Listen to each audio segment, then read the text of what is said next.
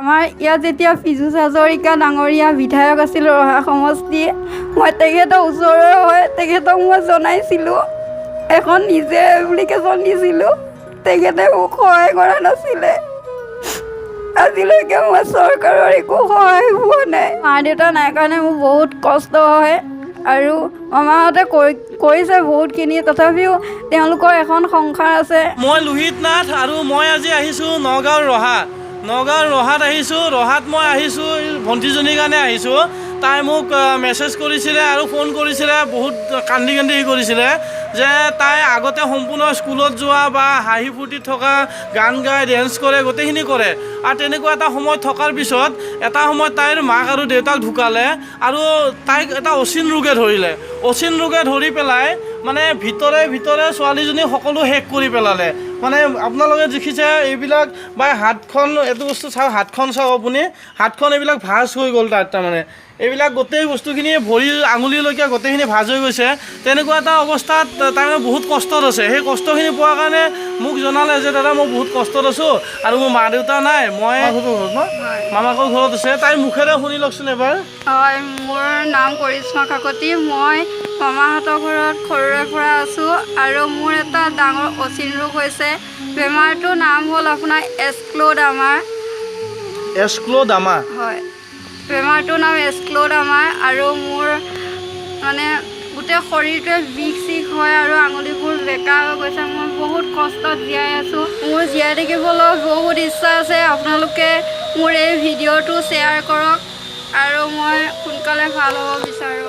শ্বেয়াৰটো এইকাৰণে কৰিব যে কোনোবাই সহায় কৰিব পৰা মানুহে পাব, তেতিয়াহ'লে তাই আগবাঢ়ি আহি পেলাই সহায় কৰিব। বা আমাৰ চৰকাৰৰ ফালৰ পৰা যে কিবা তেনেকুৱা আঁচনি আছে যেনেকৈ কৰি দিব পাৰি, তেনেকৈ যদি পাৰে সেনেকুৱা ধৰণৰ সহায় লাগে। গতিকে মই মোৰ ফালৰ পৰা হ'ল কি, মই যিখিনি এনেকৈ সোমাই আছে গাঁৱে ভূঞে কোনো গম নাপায়, মই তেওঁলোকক আপোনালোকৰ মাজলৈ ঠেলি দিছোঁ। আপোনালোকে সকলোৱে মানে সহায় কৰি পেলাই এনেকৈ এজন মানুহ বচাবলৈ আমাৰ গোটেই পৃথিৱীখন যেতিয়া আহি যায় খুব সহজ হৈ যায়। মোৰ বহুত দুখ লাগে, মানে সেই কথা ক'ব নোৱাৰা হৈ যাওঁ মই। কিন্তু তথাপিতো মই চেষ্টা কৰি আছোঁ, কাৰণ এটাৰ পিছত এটা এনেকুৱা ধৰণৰ কথাবিলাক গম পাই আছোঁ। এতিয়া মই আৰু আন এটা জেগালৈ যাম, তাতো এই একে সমস্যা। মই যিমানখিনি পাৰোঁ মোৰ ফালৰ পৰা মই কৰিবলৈ চেষ্টা কৰি আছোঁ। আমাৰ ইয়াত যেতিয়া পীযুষ হাজৰিকা ডাঙৰীয়া বিধায়ক আছিল ৰহা সমষ্টি, মই তেখেতৰ ওচৰৰ হৈ তেখেতক মই জনাইছিলোঁ, এখন নিজে এপ্লিকেশ্যন দিছিলোঁ, তেখেতে মোক সহায় কৰা নাছিলে। আজিলৈকে মই চৰকাৰৰ একো সহায় পোৱা নাই। আৰু দিব্যেশ্বৰ দাস ডাঙৰীয়া তেখেতো আহি গৈছে মোৰ ঘৰত, তেখেতে এতিয়ালৈকে মোক একো দিয়া নাই। তাই উন্নত মানৰ চিকিৎসা হ'লে ছোৱালীজনী ভাল হ'ব। আৰু চিকিৎসাখিনি আমাৰ অসমত যিখিনি কৰা হৈছে, হয়তো সেইখিনি তাইৰ যিখিনি লাগে ঔষধ সেইখিনি পোৱা নাই। দেখি খুব দুখ লাগে। আপোনালোকে চাওক নিজে, আজি ছোৱালীজনীৰ বয়স হোৱা নাছিলে, তেতিয়া ক্লাছ 9লৈকে সম্পূৰ্ণ সুস্থ আছিলে। তাই গান গায়, ভাওনা কৰে, চবখিনি কৰে। কিন্তু সেই ছোৱালীজনী যেতিয়া এনেকুৱা এটা হ'ল, বেয়া লাগে ঘূৰিবলৈ বা ক'ৰবাত ওলাই যাবলৈ মানুহে ঘূৰি চায়, সেইকাৰণে মোৰ বেয়া লাগে। তোৰ বান্ধৱীবিলাক আহে নে নাহে এতিয়া আগৰ? তেওঁলোকে আহি মোক সহায় কৰি থৈ গৈছে, মোৰ লগৰবোৰে অলপ হেল্প কৰি থৈ গৈছে। তেওঁলোককো বহুত ধন্যবাদ জনাইছোঁ মই। কোনোবা যিখিনি পাৰে, যিখিনি সহায় কৰিব পৰা মানুহ আছে, তেওঁলোকে যাতে ছোৱালীজনীৰ গোটেই মানে পৰিস্থিতিটো চাই পেলাই সহায় কৰিব আগবাঢ়ি আহে। আৰু চৰকাৰী হিচাপে যদি আপোনালোকে পাৰে, চৰকাৰী হিচাপত যদি আপোনালোকৰ এইখিনি সুবিধা থাকে কৰিবৰ কাৰণে, সেইখিনিও আপোনালোকে কাগজে পত্ৰে কৰি দিয়ক।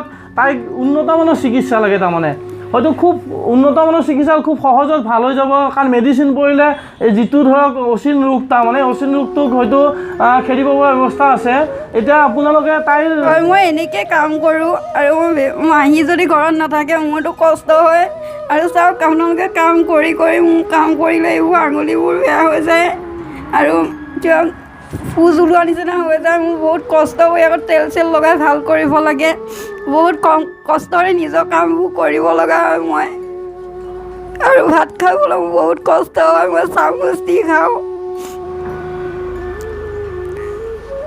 আৰু খালে কেতিয়াবা ডিঙুত লাগি ধৰে, এইখিনি পৰা নাযায়। আৰু ডাঙৰ টেবলেটবোৰো মই খাব নোৱাৰোঁ, বমি হৈ যায়, এইখিনি লাগি ধৰে। মানে অচিন ৰোগটোৱে গোটেই বডিটোৰ ভিতৰটো বেয়া কৰি আহি আছে।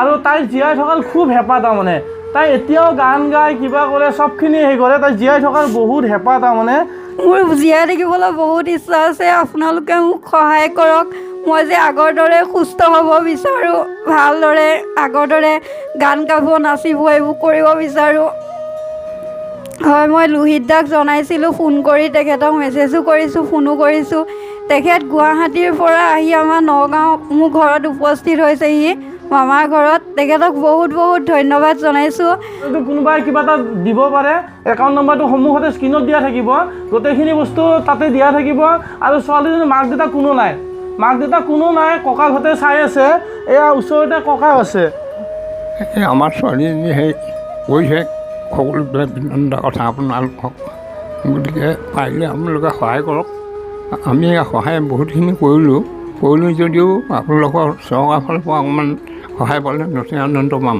মই বাহিৰত যাবলৈ বিচাৰোঁ আৰু যদি আপোনালোকে মোক সহায় কৰে আৰু তেনেকুৱা ভাল ডক্টৰৰ ট্ৰিটমেণ্ট পাওঁ তেন্তে মই ভাল হৈ উঠিম ফালৰ পৰা মই কিবা এটা তাইলৈ আগবঢ়াইছোঁ অকণমান আৰু এই ঠিক তেনেকৈ আপোনালোকেও আগবঢ়াওক যাতে আপোনালোকৰ এটকা দুটকাই গৈ পেলাই তাই জীৱনটো বচাব পাৰে মানে অন্য এক যাত্ৰাৰ লোহিত দাদা তেখেতক গুৱাহাটীৰ পৰা আহি মোৰ ঘৰত উপস্থিত হোৱাৰ কাৰণে তেখেতক বহুত বহুত ধন্যবাদ জনাইছোঁ আৰু আপোনালোকে এই ভিডিঅ'টো যিমান পাৰে শ্বেয়াৰ কৰক আপোনালোকৰ অলপ সহায়ে মই সুস্থ হ'ব বিচাৰোঁ